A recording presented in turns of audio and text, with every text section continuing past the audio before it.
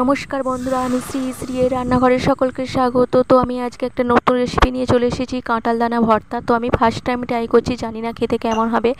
তো তোমাদের সাথে আমি শেয়ার করছি, তো তোমরাও করতে পারো বাড়িতে। তবে লাস্ট অবধি খেয়ে দেখেছি, সত্যি খুব সুন্দর হয়েছিল। তো তোমরাও করতে পারো, ফার্স্ট টাইম রেসিপি তো এটা আমার। আমি প্রথমে এখানে দু বাটি জল দিয়ে দিয়েছি। 2 বাটি জলে 1 বাটি, ছোটো বাটির 1 বাটি মোটো কাঁঠাল দানা দিয়ে দিয়েছি। নিয়ে মিনিট 10 ভালো করে ফুটিয়ে সিদ্ধ করে নিয়েছি। তো সিদ্ধ করে তুলে নেওয়ার পর তোমরা একটা ছাঁকনির সাহায্যেও ছেঁকে নিতে পারো। আমি এখানে খুন্তি করে তুলে নিয়েছি সমস্ত কাঁঠাল দানাগুলোকে, ছেঁকে তুলে নিয়ে এরপর আমি কাঁঠাল দানাগুলোকে হাতের সাহায্যে ভালো করে খোলাগুলো ছাড়িয়ে নেব।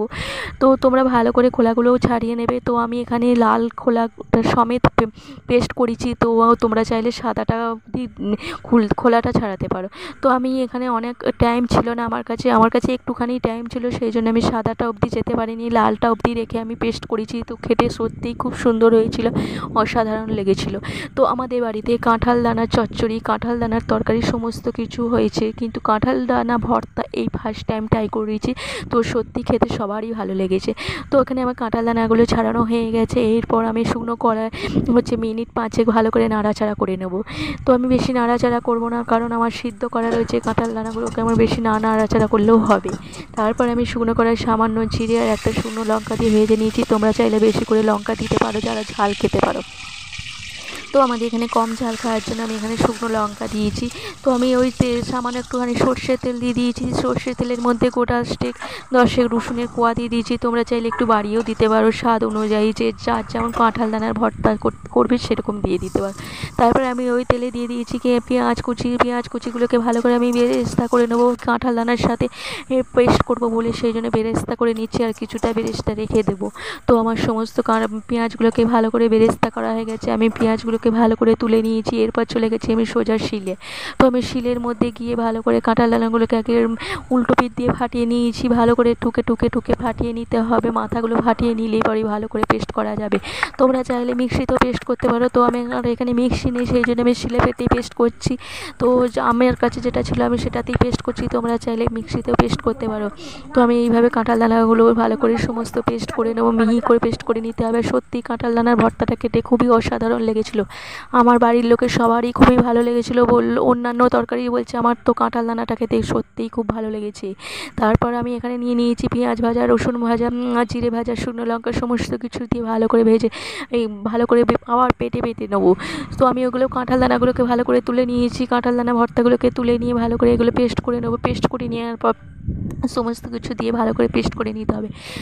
যেন ভালো করে পেস্ট হয়, ভালো করে পেস্ট করতে হবে, তার জন্য ভালো করে পিষে যেতে হবে। যতক্ষণ না ভালো করে পেস্ট হয় ততক্ষণ পিষে যেতে হবে। আর তোমরা বাড়িতে ট্রাই করতে পারো, সত্যিই খুবই অসাধারণ লেগেছিল। আর তোমাদের ভিডিওটা কেমন লাগছে দেখে ভালো লাগলে লাইক, কমেন্ট আর শেয়ার করো। আর আমার পাশে থেকো বন্ধুরা।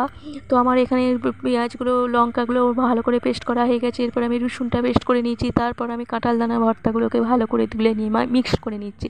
সমস্ত কাঁঠাল দানাগুলোকে ওই মশলা পেস্টটার সাথে সমস্ত ভালো করে মাখিয়ে নিতে হবে। সমস্ত মাখিয়ে নেওয়ার পর বন্ধুরা আমি এখানে একটা লেবু, ছোটো মাঝারি সাইজের লেবু নিয়ে নিয়েছি। তোমরা চাইলে বড় ধরনের লেবুও নিতে পারো। তো আমি ছোটো সাইজের লেবু নিয়ে নিয়েছি। ভালো করে রসটা, প্রথমে আমার রসটা বেরোচ্ছিলো না। তো আমার হাতটা একটুখানি কাটা ছিল, সেই জন্য আমি ভালো করে পাচ্ছিলাম না। তো ভালো করে চিটকে লেবুর রসটা ভালো করে বার করে নিয়েছি। তারপর দিয়ে দিয়েছি স্বাদ অনুযায়ী নুন।